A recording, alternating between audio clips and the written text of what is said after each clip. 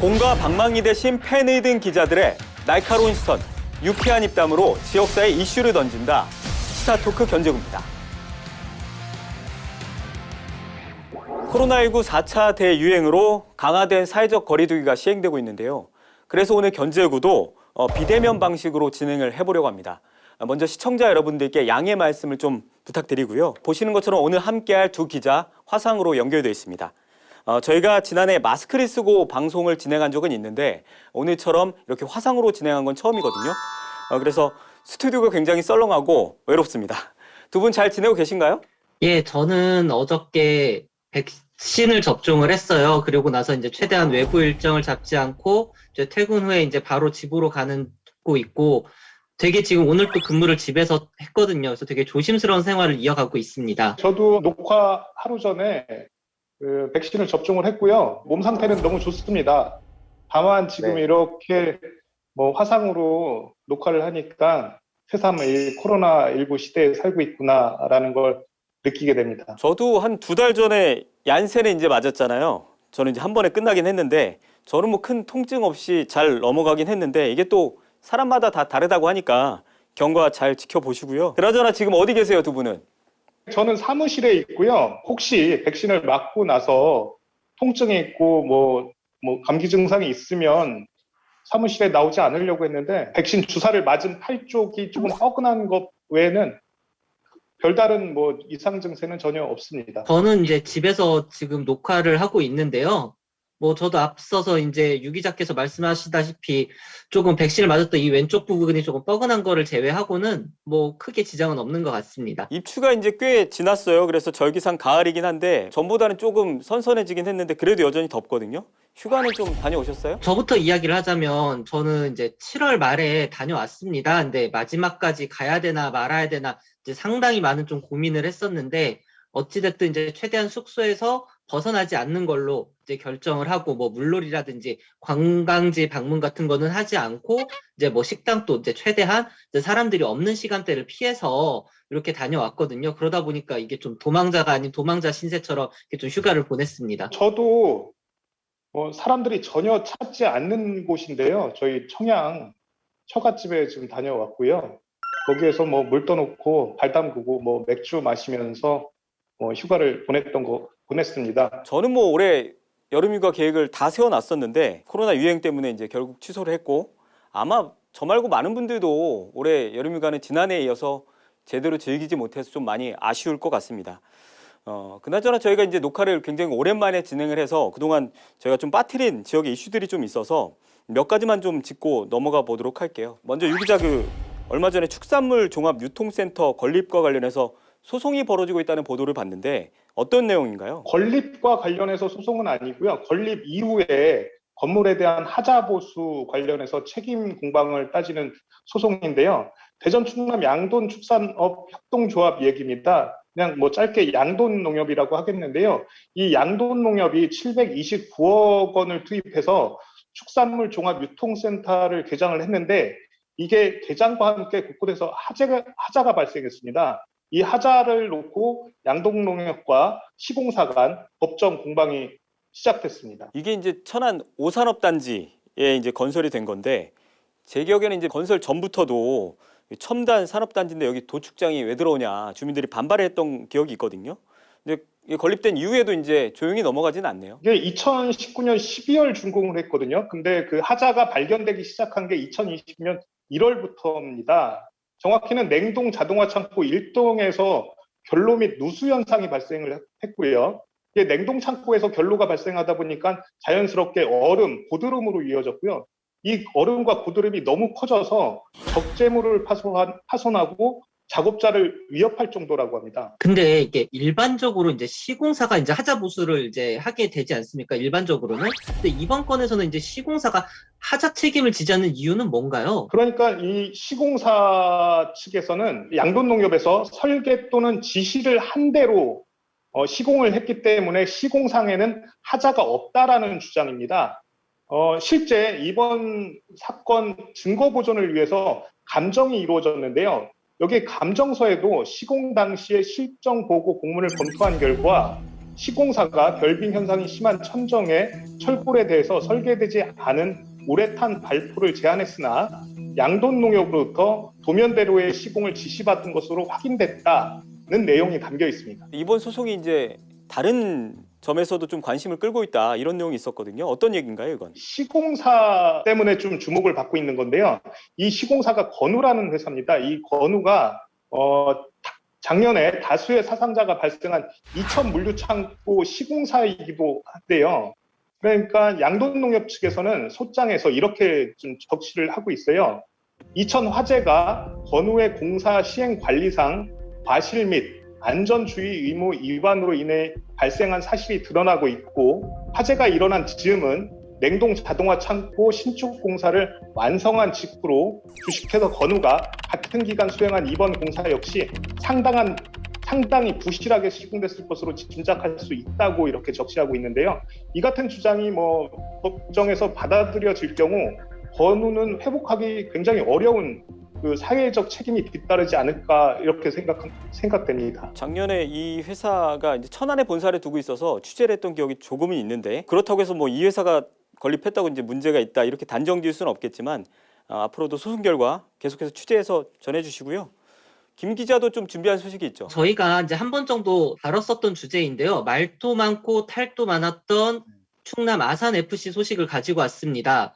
결국 이제 5월 31일자로 여자친구 폭행 사건으로 논란을 빚었던 미치부치 류에이 선수가 이제 아산FC와 이제 계약이 종료가 됐습니다. 근데 문제는 이 과정에서 이제 대표이사의 개인적인 42억 세금 체납 문제 등이 떠오르면서 오세훈 시장하고 상당히 좀 갈등이 있었는데요. 오세훈 시장은 구단주로서 대표이사에 대한 사임을 계속 종용을 해왔었고요. 근데 대표이사가 얼마 전에 이제 이거를 정면으로 또 반박하게 된 사태까지 발발을 했는데요. 오세훈 시장은 이제 7월 26일 이제 최종적으로 아산FC 전반에 대한 구단주로서의 입장문을 발표를 했습니다. 이제 그 내용을 살펴보면 지난해 말 이제 법인의 내부 기강 회의와 조직 불합, 민원 야기로 이제 기관 경고 처분을, 또 올해는 데이트 폭력 전력이 있는 외국인 선수를 영입함으로써 공익을 도모하고자 설립한 축구단이 성인지 및 인권 감수성 등 시대적인 요구를 담아내지 못해 시민과 도민으로부터 강한 질책을 받았다.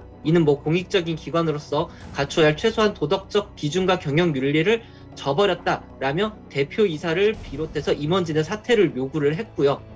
근데 그 이후에 이제 대표이사에는 이제 또 별도로 이 오세훈 시장의 이 성명문에 대해서 공개적으로 또 반박을 하며 이른바 이제 사실상 항명 사태로까지 번지게 됐습니다. 저희 견제구 함께하고 있는 아이뉴스24 정종윤 기자가 보도한 기사를 또 보니까 사무국장의 성희롱 발언? 이것도 논란이 또 추가로 이어지더라고요. 아산FC 사무국장인 A씨가 전 직장인 아산시 장애인체육회 사무국장 시절 여직원 2명에게 성희롱적 발언을 한 게 이제 문제로 제기가 됐는데요.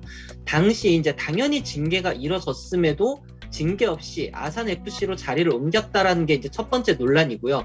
또한 이제 성희롱 사건이 아산시에도 보고가 됐음에도 이 자리를 옮기는 과정에서 모든 게 무마가 됐다라는 것이 이제 주된 내용이었습니다. 아산시는 이제 해당 기사가 나오고 난 뒤에 입장문을 발표하고 당시 A씨에 대한 아산시 장애인체육회 보고는 없었다라고 이제 밝히면서 이제 끝없이 진실 공방이 이어지고 있는 상황입니다. 김 기자가 얘기했던 것처럼 오세훈 시장 이제 칼은 빼들었는데 대표이사는 여전히 이제 사퇴할 생각은 없어 보이잖아요.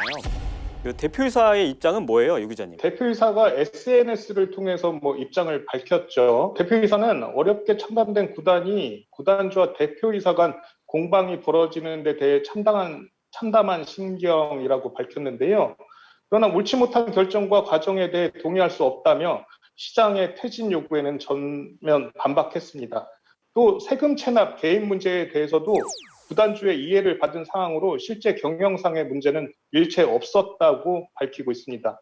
류에이 선수에 대한 문제는 전문 영입부서가 없었던 상황에서 사회적 문제까지 심도 있게 검토하지 못한 점은 있었지만 이 역시 고의성은 없었다면서 구단주의 주장을 조목조목 반박하고 있는 상황입니다. 충남 아산 FC 사태 뭐 굉장히 오래됐고 저희도 다뤘지만 일련의 사태를 좀 지켜보면서 취재 기자로서 좀 어떤 생각이 드세요, 두 분은? 한두 개의 문제가 아니잖아요. 계속해서 문제는 발생을 하는데 결국 책임지는 사람이 없다라고 하는 이 상황, 서로의 책임을 지금 미루고 있는 이 상황이 너무 안타깝고 이런 식으로는 도저히 아산FC의 문제가 해결이 될 수 없다라고 저는 생각을 합니다. 지역 축구계는 뭐 터질 게 터졌다라는 반응인데요. 책임지지 않는 부분에 대해서 절대 뭐 공감을 하고 있고요. 그러면서도 이제 걱정하는 것이 축구단의 존폐이기까지 뭐 거론될까, 거기에 대해서는 좀 걱정하는 분위기도 감지되고 있습니다. 이슈 하나만 더 살펴볼게요. 그 조금은 좀 수그러들긴 했는데 부동산 투기 의혹 굉장히 좀 이슈가 됐었다가 지금 좀 잠잠하거든요. 이거 수사는 어떻게 되고 있습니까? 경찰이 이제 모든 수사를 종료를 했습니다. 7월 30일 황천순 천안시의회 의장을 공무상 기밀 누설 혐의를 적용해 불구속 의견으로 검찰에 송치를 했고요. 김원령 천안시 시의회 의원 역시 농지법 위반으로 같은 날 검찰에 송치가 됐습니다. 황 의장은 이제 본인이 알고 있는 개발 내용을 제3자에게 알려준 혐의를 받고 있고요. 김원령 의원은 용곡동 일대 농지를 이제 매입한 뒤에 실제로는 농사를 짓지 않아 이제 농지법을 위반한 이런 혐의를 받고 있습니다. 뭐 앞서 황재만 아산시 의회 의장 역시 이제 6월 30일 가족 명의로 이제 운영 중인 이제 풍기지구의 카페 임대료가 시세보다 낮게 책정돼서 부당한 이득을 얻었다며 이제 부정청탁 및 금품 수수 금지에 관한 법률 위반 혐의로 불구속 송치가 됐죠. 이들 3명 모두 이제 경찰의 영장 청구 내역과 이제 다른 혐의로 전부 다 송치가 됐는데요. 황천순 의장은 이제 부패방지법 위반으로 압수수색 영장이 청구가 됐었는데 여기서 이제 공무상 비밀 누설 혐의로 황재만 아산시 의장도 이제 같은 부패방지법 위반 혐의에서 부정청탁 및 이제 금품수수 금지에 관한 법률 위반 혐의로 전부 다 변경이 됐는데요. 이렇게 이제 경찰이 공개적으로 압수수색을 했을 만큼 모든 이목이 집중이 됐었는데 이제 조금은 이제 맥이 빠진 수사 결과라는 이제 일각의 이제 평가도 있습니다. 검찰의 이제 수사가 이제 남아 있긴 하지만 이제 검찰 수사 결과에 따라서 이제 이들의 내년 선거 출마, 향후 이제 정치적인 이제 입지 이런 것들에 이제 상당한 영향을 미칠 것으로 전망이 되고 있습니다. 천안갑 문진석 국회의원도 부동산 명의신탁 혐의를 받고 있는데요. 국민권익위원회 조사 자료에 의해서 민주당에선 이때 문진석 의원과 함께 부동산 투기 의혹을 받고 있는 12명에 대해서 일당 출당을 요구를 했고요. 그때 당시에 문진석 국회의원은 탈당계를 냈지만 이게 아직까지는 처리가 되지 않고 있는 것으로 보입니다. 개인적으로는 문진석 의원은 굉장히 억울한 부분을 호소하고 있는데요. 분명한 건 이 부동산 명의신탁 혐의를 받고 있는 시점이 문진석 의원이 국회의원을 하던 시절이 아니고 사업을 하던 시절이었어요. 이때 당시에 뭐 사업상 필요한 농지를 구입을 했던 것이고 결과적으로 그 사업이 제대로 이루어질 수 없었기 때문에 농지를 보유할 수 없는 상황이 돼서 농지를 매각하는 과정에서 좀 덜컹거리는 부분이 좀 있었습니다. 이렇기 때문에 공직자의 부동산 투기와는 좀 거리가 있는 부동산 명의신탁 혐의인 것으로 보입니다. 부동산 문제 관련해서도 계속해서 좀 지켜보도록 하고요. 우리 지역 이슈는 이 정도로 정리를 좀 해볼게요. 그럼 본격적으로 오늘의 견제구 시작해 보도록 하겠습니다.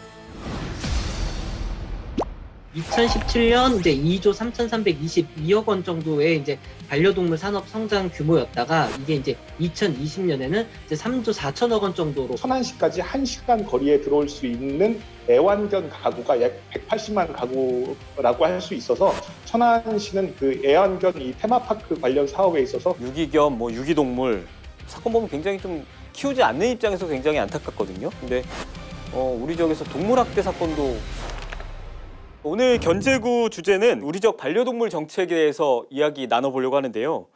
사실 두 분이 이제 지역 기자들 중에는 대표적인 반려인들이 아닌가 싶은데 본인의 반려견 그리고 반려묘에 대해서 소개 좀 부탁드릴게요. 지역을 대표한다라는 수식어는 거부하겠습니다. 망고라는 스피츠견 종의 개를 한 마리 키우고 있고요. 6년 됐습니다. 저는 이제 부부라는 이름의 이제 샴 고양이거든요. 암컷이고 현재 9살 정도로 추정되는 이제 고양이를 기르고 있습니다. 두 분은 이제 언제부터 그리고 어떤 계기로 반려동물을 이제 키우게 된 거예요? 8년 전쯤 이제 명절에 처갓집을 갔다가 이 친구를 만나게 됐는데요. 처갓집이 이제 충북 영동이고 이제 시골 지역이다 보니까 다른 분들이 좀 키우기 어렵다 그러면서 이렇게 저희 처갓집에 맡겼어요. 고양이가 쥐를 무서워하다 보니까 시골에서도 이제 또 계속 또 파양을 당했고, 그렇게 해서 한 3번 정도 파양을 당한 고양이고, 저희 처갓집에서도 이제 좀 쫓겨날 그럴 위기에 있었는데, 이게 또 고양이를 기른 사람들은 간택이라는 표현을 쓰거든요. 이 친구가 참 다른 사람들도 많이 무서워하고 피하고 이제 그랬는데, 이제 유독 저하고 이제 저희 와이프한테는 좀 곁을 내어주더라고요. 그래서 아, 이게 좀 인연은 인연인가 보다 해가지고서 이제 저희 집에 데리고 왔는데, 이제 그때만 하더라도 고양이를 길러야 될 어떠한 준비도 공부도 되어 있지 않은 상황이었는데, 한 지난 8년 동안 서로 배려해 가고 서로 이해해 가면서 잘 지내고 있습니다. 저도 한 5년 전쯤에 3번 파양된 이 망고를 알게 됐고요. 지인의 소개로 한번 키워볼래라는 뭐 권유에 이상하게 그때는 확 끌리더라고요. 그렇게 해서 저희 집에 3번 파양된 망고가 들어오게 됐습니다. 강아지, 고양이 이렇게 키우시는 분들 보면 이게 손 가는 게 보통 일이 아니던데 두 분은 안 힘드세요? 제일 힘든 게 아무래도 저는 이제 집에서 이제 털을 날리는 게, 고양이들이 털 날리는 게 좀 제일 힘들더라고요. 그래서 일단은 고양이를 데리고 입는 옷은 제가 별도로 아예 그냥 버린다 생각을 하고 이제 입고, 외출복 같은 경우는 아예 이제 고양이가 접근을 하지 못하게 이제 그렇게 하고 있고요. 근데 뭐 그 정도야 뭐 다들 이제 감안을 하는 부분인데, 제일 어려운 거는 최근 들어 이 친구가 나이가 들어가면서 먹는 음식이 상당히 까다로워졌어요. 사료도 일단은 비싼 것만 좋아하고, 그 다음에 뭐 간식 같은 것도 이제 되게 고기가 들어간 이런 종류를 좀 너무 찾다 보니까 이 식비가 사람보다 좀 더 많이 들어가는 것 같아서 좀 부담이 많이 되고 있습니다. 저는 강아지와 함께하는 그 산책이 처음엔 적응이 안 되더라고요. 처음엔 10분 나갔는데 이 산책에 익숙해지다 보니까 이 망고 친구가 집에를 안 들어오려고 해요. 그래서 20분으로 늘리고 뭐 30분으로 늘리고, 지금은 뭐 최소한 아침 저녁으로 1시간씩 총 하루에 2시간 정도는 산책을 하는데요. 이 부분이 굉장히 처음엔 힘들었는데, 지금 되돌아 생각해 보면 덕분에 저도 뭐 건강 챙기는 것 같고요. 지금은 저도 즐기고 있습니다. 이게 이제 결국은 사람하고 이 같이 기르는 동물하고의 이 공감대가 좀 이렇게 많이 형성이 되니까 그런 것 같은데요. 저도 이제 나름 이제 집에서 고양이를 기르고 있는데, 이 고양이한테 좀 감동을 받은 게, 겨울 같은 경우에 이제 제가 뭐 이렇게 술을 먹고 좀 힘든 발걸음으로 이제 집에 문을 열고 들어오면 안방까지 가지 못하고 이제 거실에서 이렇게 잠을 잘 때가 있어요. 그러면 이 친구가 와가지고서 옆에서 같이 누워서 잠을 자주거든요.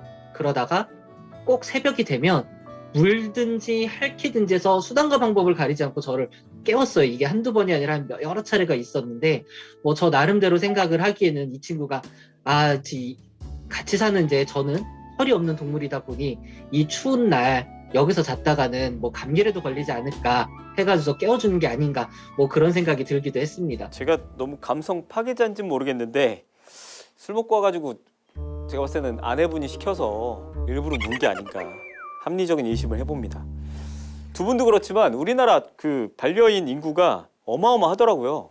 통계를 보니까. 2021년 한국 반려동물 보고서에 따르면 인구의 가구 수의 한 3분의 1 정도가 반려동물을 키우고 있는 것으로 지금 보고가 되고 있고요. 반려견은 483만 가구, 반려묘는 154만 가구로 집계되고 있습니다. 등록 개체 수로는요, 고양이는 의무 대상이 아닙니다. 고양이의 경우 천안에서는 뭐 231마리, 아산에서는 104마리고요. 개의 경우에는 천안이 3만 3천 마리, 아산이 약 16,000마리 정도가 지금 등록되어 있는 것으로 집계됐습니다. 그리고 재미있는 거는 이게 반려동물이 1인 가구가 밀집된 지역에 많은 것으로 지금 추정되고 있습니다. 아무래도 이제 혼자 사시는 분들이 외로움도 타고 하니까 반려동물을 더 많이 키우시는 것 같고, 뭐 천안 같은 경우는 뭐 두정동이라든지 이렇게 원룸 많은 곳들이 이제 반려동물 많이 키운다 이런 얘기인 것 같습니다. 근데 이 반려동물 등록률이라는 게 있는데 이게 뭐 실제로 얼마나 될지는 몰라도 실제 키우시는 분들은 훨씬 더 많을 것 같다는 생각이 들고요. 이렇게 반려인구가 늘어나면서 그 관련 산업도 굉장히 성장하고 있다고 들었거든요. 성장세가 생각보다 좀 상당히 빠르게 이뤄지고 있습니다. 이제 한국 농촌 경제 연구원에 따르면 이제 최근에 발표를 한 자료가 있는데요. 2017년 이제 2조 3,322억 원 정도의 이제 반려동물 산업 성장 규모였다가 이게 이제 2020년에는 이제 3조 4천억 원 정도로 이제 증가를 했고요. 그다음에 향후 매년 10% 이상의 성장이 있을 것으로 예측이 된다라고 합니다. 그래서 2021년까지 이제 한국에서만 이제 6조 원 규모에 달할 것으로 이 반려동물 산업에 대한 이 전망세를 상당히 높게 보고 있습니다. 3년 동안 1조 원 성장한 것도 이제 굉장한 건데 거기서 이제 멈추지 않고 앞으로도 이제 10%씩 계속 성장이 예측된다. 뭐 어마어마한 것 같은데 저는 이제 사실 가본 적이 없긴 한데 애견 카페 뭐 이런 데도 굉장히 활성화되어 있는 것 같고 저희 지역에도 굉장히 많은 것 같고요. 애견 카페 이런 것뿐만 아니라 뭐 애묘 카페, 고양이 카페들도 상당히 많이 있습니다. 실내에서 강아지들이나 아니면 이제 고양이들을 쉽게 좀 접하면서 다가갈 수 있게 해주는 이제 이런 이제 카페나 겸 이제 호텔 같은 것들이 많이 늘어나고 있는데요. 이는 이제 반려동물의 이제 산업의 한 측면이죠. 근데 이런 것들이 과거에는 뭐 이런 카페를 비롯해서 먹는 거, 그 다음에 입는 거, 그 다음에 의료 서비스가 이제 주된 이제 성장세를 이끌어 왔다라면 이제 지금은 이제 조금 더 새로운 방향, 좀 상당히 다변화된 이제 산업적인 부분을 볼 수가 있습니다. 뭐 여행, 금융, 부동산 뭐 이런 쪽으로 상당히 다변화되고 있고요. 실제 지난 이제 3월에는 반려동물과 함께하는 김포 울릉도 전세기 무착륙 관광 비행 상품까지가 나오기도 했습니다. 반려동물과 함께 비행기를 타고 여행을 가는 그런 시대까지 이제 오게 된 겁니다. 반려동물에 대한 이제 지자체 관심도 굉장히 커지면서 뭐 우리 시는 반려동물 친화 도시입니다. 이렇게 선포하는 곳들도 점점 늘더라고요. 이런 자치단체에서 좀 눈에 띄는 정책도 있을까요? 천안시가 다양한 동물복지 사업을 추진하고 있는데요. 우선 뭐 동물복지팀을 신설을 해서요. 이 동물복지팀을 중심으로 2025년 준공을 목표하고 있는데 반려동물 테마파크 조성을 하겠다라고 지난 3월에 발표했습니다. 이 지난 3월에 또한 그 동물보호센터, 이 보호센터라는 것은 보호시설이나 뭐 동물병원 등을 갖추고 있는 이런 시설을 올해 말 준공하겠다라고 발표도 했었습니다. 아산시 정책을 좀 살펴보면 이제 저는 좀 가장 눈길이 끄는 게 이제 여러 가지 정책이 있지만 댕댕이 클리닉이라는 이제 반려견 문화교실을 운영을 하고 있거든요. 이제 뭐 저도 이제 첫 경험이 이 반려동물을 기를 때 어떤 좀 준비가 없이 이제 기르다 보니까 많은 이제 좀 시행착오를 많이 겪었는데 이제 이런 것들에 대비를 하고자 이제 애견인들을 대상으로 이제 강아지들에 대한 이제 기초 이해 교육, 그 다음에 뭐 배변 교육을 이제 전문가들로부터 받을 수 있게 1대1 혹은 이제 다대1로 좀 매칭을 시키는 지원 사업인데요. 반려동물을 기른 사람으로서는 이제 가장 기본적이지만 가장 또 지키기 어렵고 가장 좀 접근하기 어려운 이런 부분을 지자체가 지원을 해줘서 좀 전문적인 교육을 받을 수 있게 해준다는 거에 대해서는 좀 상당히 높게 평가를 하고 싶습니다. 경기도 여주시에서도 반려동물 테마파크 조성 사업을 추진 중에 있는데요. 여러 지자체에서 지금 천안시와 마찬가지 동물 보호팀을 신설을 해서 동물 복지 부분에 있어서 굉장히 신경을 쓰고 있는 것 같아요. 그리고 지금 각 당의 뭐 경선 과정 그리고 본선 이후에도 앞으로 이 동물 복지가 중요한 이슈로 뭐 나타나지 않을까라고 생각이 듭니다. 사실 천안에서 기자 생활을 하면서도 이런 행사가 열렸는지 몰랐는데 뭐 지난해 천안에서는 그 제1회 댕냥이 온라인 축제 뭐 이런 행사도 열렸다면서요? 어떤 내용인가요? 코로나19로 인해서 이제 비대면으로 진행된 행사이긴 했습니다. 근데 천안시 2030 청년복지센터가 진행한 이제 축제인데요. 온라인으로는 이제 반려견, 그다음에 반려묘에 대한 이제 기본적인 교육, 그다음에 뭐 유망 직업에 대한 이제 많은 소개가 진행이 이뤄졌었고요. 그다음에 이제 각자 본인들이 이제 기르고 있는 애완동물, 이제 뭐 강아지라든가 고양이들의 이제 장기자랑 이런 것들을 좀 온라인으로 자랑할 수 있는 이제 다양한 이벤트들이 열리기도 했습니다. 가끔 이렇게 방송을 보면 반려동물 때문에 뭐 이사를 가시는 분도 있고 뭐 집을 구할 때 중요한 기준으로 삼는 분들도 이제 많이 보이잖아요. 두 분은 이제 아무래도 천안에서 반려동물을 키우고 계시니까 우리 천안시 그 반려동물 키우기에 어떤 도시 같아요? 천안을 뭐 포함해서요. 모든 도시가 다 똑같은 것 같은데요. 이 반려견주들 사이에서는 그 반려견과 함께 산책할 수 있는 공원이 껴있는 그 주거 환경을 굉장히 선호를 하고 있는데요. 천안 같은 경우에는 대표적인 게 뭐 쌍용공원, 삼거리공원, 그 뭐 도솔공원 등이 뭐 대표적이라고 할 수 있겠고요. 또 여기가 공원은 아니지만 그 반려견주들 사이에서 암묵적인 모임 장소로 활용되고 있는 게 천안 축구센터입니다. 이런 곳들을 뭐 산책을 하다 보면 뭐 현수막이라든가 다양한 뭐 방법으로 그 패티켓을 지키자라는 문구가 요즘에 상당히 많이 증가했습니다. 공원이라든가 이런 것도 이제 반려동물 기르기에 상당히 좀 많이 좋아진 것도 같고요. 또 제가 이제 직접적으로 경험을 하는 거 입장에서는 공원에 갔을 때 이 반려동물을 데리고 산책을 하는 이제 뭐 견주들에 대한 이 에티켓도 상당히 많이 좋아진 것 같아요. 뭐 대형견 같은 경우는 입마개를 하고 있는 이런 경우도 이제 쉽게 볼 수도 있고, 그 다음에 이제 목줄을 좀 짧게 잡는다거나, 그 다음에 이제 뭐 배변 봉투를 이제 항상 소지해 가가지고서 이런 거 뒤처리를 하시는 분들의 모습을 많이 볼 수도 있고요.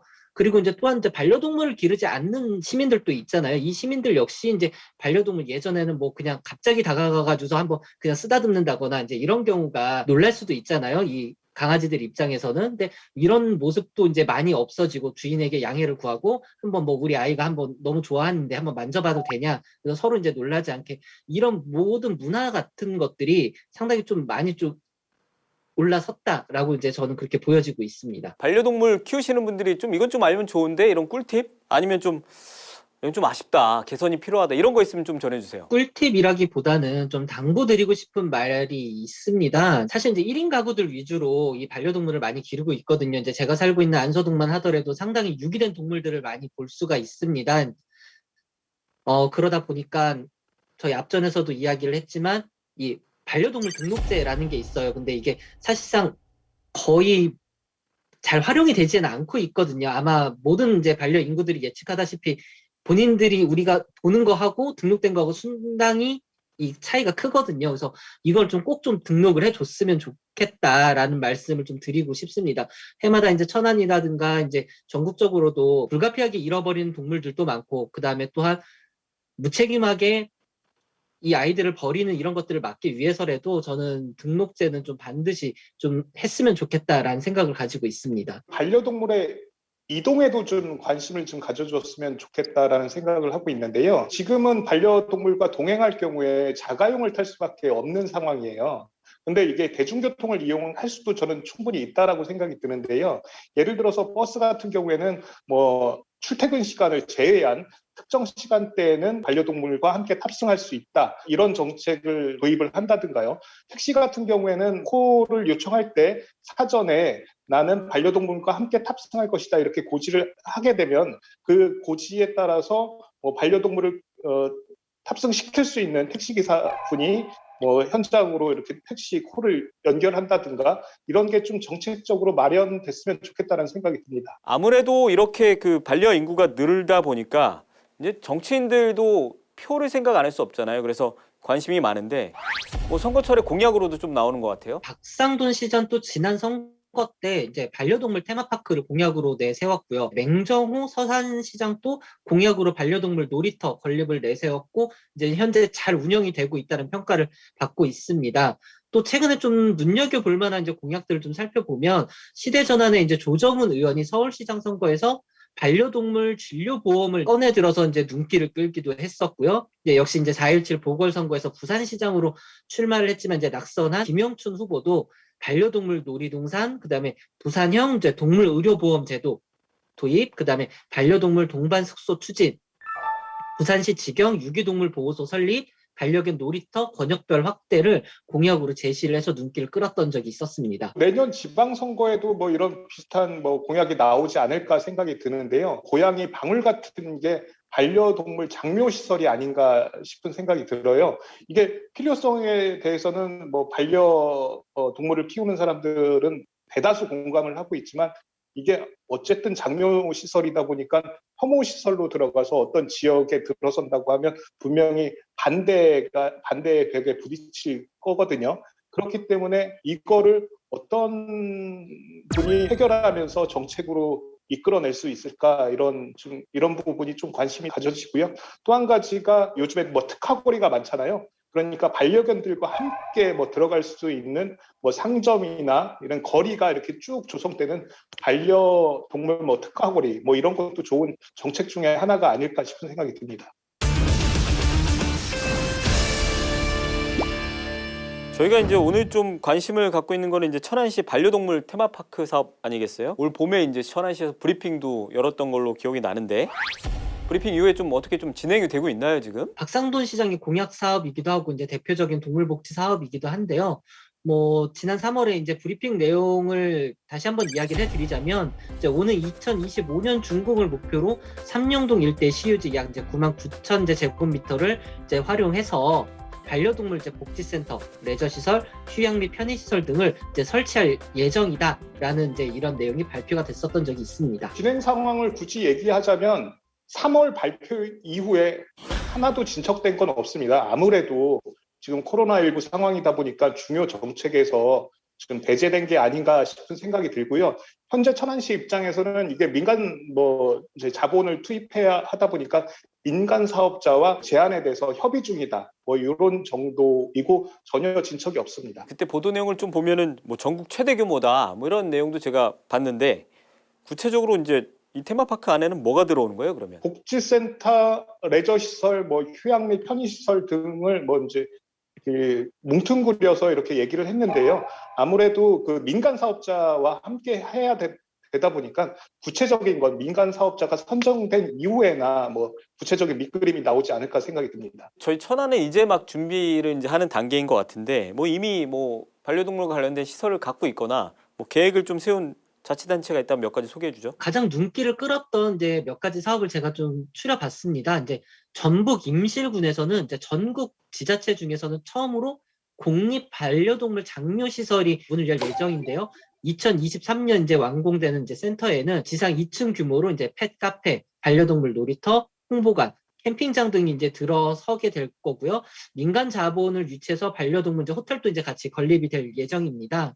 그 다음에 이제 울산은 이제 애니언파크도 이제 반려견 예절교실, 그 다음에 전시관, 입양 홍보관, 그 다음에 체험교육실 등의 이제 시설을 갖추고 있고요. 그 다음에 전주시에서는 이제 지난해 2월부터 전국 최초로 유기동물 재활센터를 또 운영하고 있습니다. 그래서 이렇게 여러 곳에서는 이제 각 지자체별로 반려동물과 함께 할 수 있는 다양한 이제 테마파크들이 이제 속속들이 이제 들어서고 있습니다. 저는 이제 사실은 안 키우다 보니까 이게 필요한 건지 정확히 잘 모르겠는데 막 와닿지는 않아요, 솔직히.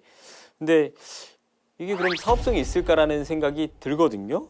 두 분은 어떻게 전망하세요? 천안 입장에서 봤을 때 천안의 입지 조건이 굉장히 좋다고 할 수 있습니다. 왜냐하면 전문가들은 그 애완동물과 함께 이동할 때 이 1시간을 굉장히 중요하게 생각을 하더라고요. 이 1시간이 중요한 이유는 애완동물이 자동차를 타고 이동할 수 있는 가능한 시간을 1시간 정도로 보고 있는 것 같습니다. 그러면 천안을 중심으로 1시간 거리가 어디냐면 서울, 경기 남부, 그리고 충남, 대전, 충북, 세종 이런 지역이 될 것 같은데요. 여기에 전국의 애완견 가구의 약 38.7%가 존재한다고 합니다.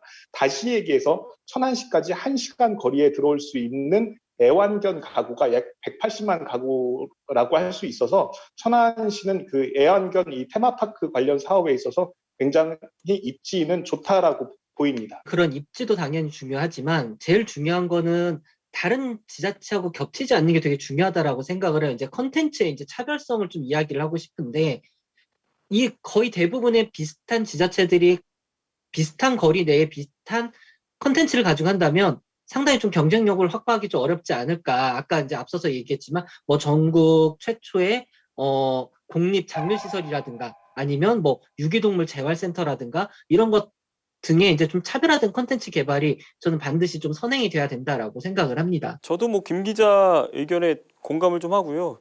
걱정이 제가 너무 큰 건지 몰라도 한 4년 뒤잖아요. 지금 완공이 계획대로 된다고 하더라도 그러면 그만큼 그 사이에 또 관련 시설도 많이 늘어날 거고 또 타 지역에 또 비슷한 시설이 있다 그러면 경쟁력, 사업성 당연히 떨어질 테니까 그런 부분 좀 잘 보완해서 많은 곳에 찾아올 수 있는 좋은 시설을 만들어줬으면 좋겠고요.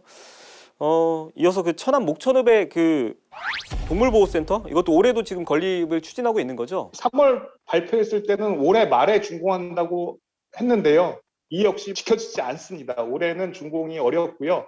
빠르면 내년에 설계를 하고 착공에 들어갈 것으로 보이고요. 지금 현재 공공건축 심의 등 행정 절차가 진행되고 있습니다. 그러다 보니까 이제 현재 이제 천안에 있는 이제 유기동물들을 보호를 해야 되는 이 각 기관들이 좀 상당히 복잡하게 얽혀져 있는데요. 이제 사실상 지난해 2020년도까지 기존에 운영하던 업체가 종료가 되고 올해는 이제 세 곳의 위탁 업체를 통해서 유기동물에 대한 보호 조치를 하게 되는데요.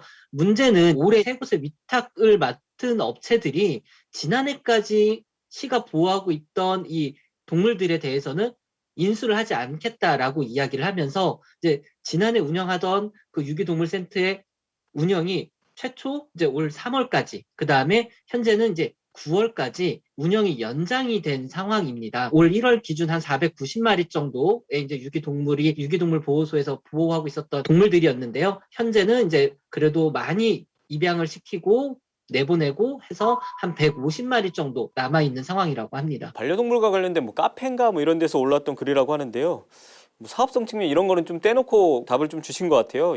뭐 이런 시설이 좀 생기면은 반려동물 키우시는 분하고 안 키우시는 분들하고 공원 같은 데서 마찰 빚기도 하잖아요. 그런데 이런 테마파크 이런 게 생기게 되면 그쪽으로 좀 아무래도 좀 몰릴 테니까 다른 곳에서 있었던 마찰은 좀 줄어들지 않을까 이런 의견도 주셨는데 뭐 그런 부분에서는 좀 긍정적인 면도 있지 않을까 그런 생각도 해보고요. 이번엔 좀 사건 사고 소식인데 얼마 전에 복날을 앞두고 유기견들이 사라져서 좀 논란이 되기도 했어요. 이게 전국적으로도 이슈가 됐는데. 천안시 유기동물 보호센터하고 이게 또 연관된 이야기인데요. 이제 7월이었습니다. 이제 천안시가 유기동물 보호소에 대한 이제 입양 현황을 전수 조사하던 중에 보호소에서 이제 모 단체를 거쳐서 일반인에게 입양된 대형견 16마리 중에 12마리가 분실된 것으로 조사가 됐습니다. 근데 일반적으로 이제 소형견들에 비해서 대형견들은 이제 입양이 상당히 좀 어려운 상황인데요. 그럼에도 불구하고 복날을 앞두고 한 16마리가 대대적으로 입양이 되고 있었던 상황이었고 그중에 12마리의 행방이 묘연하다 보니 이제 시는 합리적인 의심을 하게 됐고 경찰에 수사를 의뢰를 한 상황입니다. 현재 담당 공무원이 이제 참고인 조사를 받았고요. 이제 경찰 역시 보호소 내 이제 CCTV를 전부 다 확보를 했고 향후 이제 이 대형견들을 입양한 이제 입양인들에 대한 조사가 진행될 예정이라고 합니다. 유기견, 뭐 유기동물 사건 보면 굉장히 좀 키우지 않는 입장에서 굉장히 안타깝거든요. 근데 우리 지역에서 동물학대 사건도 심심치 않게 또 벌어지는 것 같아요. 제가 기억나는 거는 2018년 초 겨울이었는데요. 그 애완견이 쓰레기 봉투에 버려진 사건이었습니다. 이 애완견은 발견 후에 얼마 지나지 않아서 사망을 했는데요. 그 견주를 잡아서 조사를 해보니까 이 개가 죽은 줄 알고 쓰레기 봉투에 담아 버렸다라고 진술을 했습니다. 이게 살아있는 애완견을 쓰레기 봉투에 담아서 버린 부분에 있어서 비난받아 마땅한 일인데요. 그런데 안타깝게도 이게 사실 뭐 만약 죽은 사체를 담아서 쓰레기 봉투에 담아서 버렸다면 이건 사실 범죄가 아닙니다. 왜냐하면 지금 현재 애완견의 사체는 현행법상 생활 폐기물로 분류가 되고요.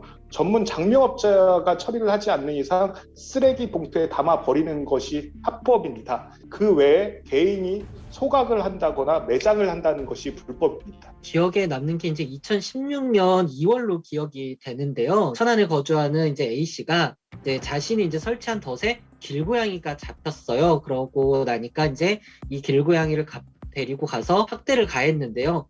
근데 이 학대를 한 것도 모자라서 이 장면을 휴대전화를 통해 녹화를 한 다음에 인터넷 동영상 사이트에 올리면서 이제 엄청난 반향을 불러일으켰죠. 근데 결국은 이제 동물보호단체 신고로 경찰에 검거가 됐고 이제 재판에서는 징역 4월, 집행유예 2월, 그다음에 벌금 300만 원의 이제 실형이 선고되기도 했는데요. 참 이렇게 하는 행동을 보면은 어떻게 좀 사람의 탈을 쓰고 저렇게까지 가혹행위를 할 수 있을까라는 이제 좀 저 입장에서는 제일 좀 충격적인 사건이었습니다. 이런 가운데 천안시에서는 그 연구 모임들 많이들 만드시는데 반려동물 관련된 위원 모임도 이번에 만들어졌다고 하죠. 천안시의 동물 친화도시 연구 모임이 정식 명칭인데요. 연구 모임 차원에서 학술 용역을 통해 반려인들의 욕구 조사를 하고요. 또 비반려인들의 실태 조사를 실시할 계획입니다. 여기에는 보가영 위원, 황천순 위원, 안미 위원, 정병인 위원, 김선홍 위원, 김길자 위원, 김행금 위원이 구성되어 있습니다. 보통 보면 연구 모임 예산만 쓰고 제대로 운영 안 되는 곳들 많잖아요. 근데 여기는 이렇게 보니까 굉장히 적극적으로 활동하는 것 같아 보여서 좀 다행이라는 생각이 들고 그래서 사실은 원래 오늘 이 자리에 그 보가영 위원을 대표위원인 보가영 위원 모시려고 했는데 상황이 여의치 않아서 못 모셔서 좀 아쉽네요. 보기원 같은 경우는 말씀하셨다시피 이제 연구 모임을 대표를 하기도 하고 있고요. 이제 이 전부터 상당히 이제 반려동물 문화에 대한 관심이 높았습니다. 이제 적극적인 모습도 많이 보였는데요. 뭐 각종 시정 질문이라든가 행정사무감사에서 이 동물 복지에 대한 이제 현황이라든가 지적을 끊임없이 제기를 해서 뭐 동물 복지팀의 신설이라든가 아니면 인력 충원 이런 것들을 또 이끌어냈고, 또 앞서 저희가 이야기했었던 이 복날을 앞두고 이 실종이 된 이 대형견들에 대한 문제 제기도 이제 최초로 보강 의원을 통해서 제기가 됐습니다. 연구 모임에서 간담회도 열었다고 들었거든요. 저는 뭐 직접 가보진 않아서 내용은 못 들었는데 혹시 알고 계시면 어떤 내용들이 좀 나왔을까요? 물론 반려동물 복지 정책도 중요한데요. 이 복지 정책과 함께 반려동물에 대한 인식 전환이 중요하다는 얘기가 나왔습니다. 뭐 인식 전환이라는 게 하루아침에 이루어지진 않기 때문에 뭐 이것과 관련한 뭐 조례 개정도 반영하겠다라는 의견이 나왔습니다. 저에게는 안 물어요. 그러니까 걱정 마세요. 이런 얘기 많이 하는데 저는 사실 이 얘기 안 믿거든요. 그럴 리가 없고 또 실제로 또 강아지나 이렇게 무서워하시는 분들도 있으니까 피해 사례도 좀 있고요. 소방청 자료에 따르면 매년 조금 뭐 등락은 지금 거듭되고 있는데 항상 2,000건은 넘어서는 것으로 보입니다. 그런데 뭐 신고되지 않은 개물림 뭐 사고도 있을 테니까 실제 발생하는 건 훨씬 더 많을 것으로 보이고요. 뭐 개인적으로는 저도 최근에 산책을 하다가 그 뭐 개물림 사고 피해를 입기도 했었습니다. 김 기자, 그 강아지 같은 경우는 뭐 입마개라든지 뭐 이런 규정들이 뭐 제가 정확치는 몰라도 있는 건 알고 있는데 고양이도 뭐 이런 게 있어요? 강아지들의 경우에는 이제 특정 종들이 정해져 있더라고요. 대형견이고 이제 어느 정도 공격적 성향을 가지고 있는 이제 견종에 대해서는 반드시 외출 시 입마개를 착용하게 되어 있는 이 법령이 있는데요. 고양이들 같은 경우는 그런 법령은 없습니다. 이제 그리고 원칙적으로 고양이는 산책을 하지 않는 게 기본적으로 이제 기르는 사람들의 이 룰인데요. 이 친구들은 이제 산책을 하거나 이제 밖으로 나가게 되면 이제 집을 나갈 가능성이 상당히 높기 때문에 되도록이면 외출을 하지 않고, 대신 이제 고양이들은 이 목줄을 말고 굳이 이제 외출을 해야 된다라고 하면 이 하네스라고 몸 전체를 감는 이 줄들이 있습니다. 이제 이런 것들을 가고 이제 나가는 게 좋고요. 그리고 많은 분들이 다시 한번 말씀드리지만 혹시라도 고양이를 데리고 외출을 하거나 이제 산책을 하시려고 하는데 안 나가는 게 가장 좋은 방법입니다. 이제 마지막 질문일 것 같은데요. 반려동물 뭐 두 분도 키우고 계시니까 반려동물에 대한 뭐 인식이라든지 아니면 지자체 이건 좀 개선했으면 좋겠다 이런 당부 사항 있으면 한 말씀 부탁드릴게요. 저는 반려동물 키우시는 분들에 대한 좀 당부를 하고 싶어요. 이게 저도 이제 반려동물을 기르고 있지만 이러다 보면 사실은 동물보다 그러니까 사람보다 어쩔 땐 동물이 또 우선이 될 때가 또 그런 불가피한 상황들이 있더라고요. 네, 어쨌든 간에 우리 개는 안 물고 우리 고양이는 다른 사람을 해치지 않는다라는 이런 인식은 정말 잘못된 인식이고, 이런 인식은 본인들 스스로가 먼저 조심을 좀 해줘야 된다라는 이런 말씀을 좀 다시 한번 당부드리고 싶습니다. 저는 비반려인들과 반려인들이 뭐 서로가 배려하고 조심하는 이런 분위기가 만들어졌으면 하는 바람인데요. 누군가에게는 소중한 개체이고 또 누군가에게는 두려움의 개체가 될 수 있으니까요. 상호간 배려하는 이런 분위기가 확산됐으면 하는 바람입니다. 견제구 어떻게 하다 보니까 이제 처음으로 이제 화상 연결로 진행을 하게 됐는데 어떠셨어요, 두 분 오늘? 정말 코로나 심각합니다. 요즘에 그 발표하는 매일 발표되는 그 통계 수치만 봐도 이게 지금 당황스러울 때가 많은데요. 그 모든 시청자 여러분 꼭 방역 수칙 잘 지켜서 빨리 코로나19가 종식됐으면 하는 바람입니다. 사실 이제 되게 낯설었어요. 지금 이렇게 화상으로 연결을 한다라는 게. 연애 때도 와이프랑은 이렇게는 안 했었거든요. 근데 그만큼 코로나라는 이 시국이 너무나 위험한 상황이고 다들 조심을 해야 되는 상황인 거를 좀 다시 한번 저희가 이렇게 방송을 하는 걸로 인해서 시민 여러분들께서도 많이 좀 보셨으면 좋겠고, 나 하나쯤이라고 하는 이런 마음을 좀 안 가져주셨으면 좋겠습니다. 두 분 고생하셨고요. 이렇게 화면으로 보니까 더 보고 싶네요. 네. 다음에는 꼭 스튜디오에서 저희가 모시고 방송을 했으면 좋겠습니다. 고맙습니다.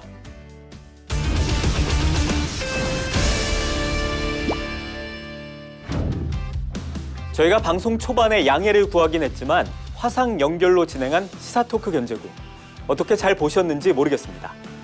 코로나19 확산세가 하루빨리 꺾이길 기원하면서 오늘 견제구는 여기서 마치겠습니다. 시청해주신 여러분 고맙습니다.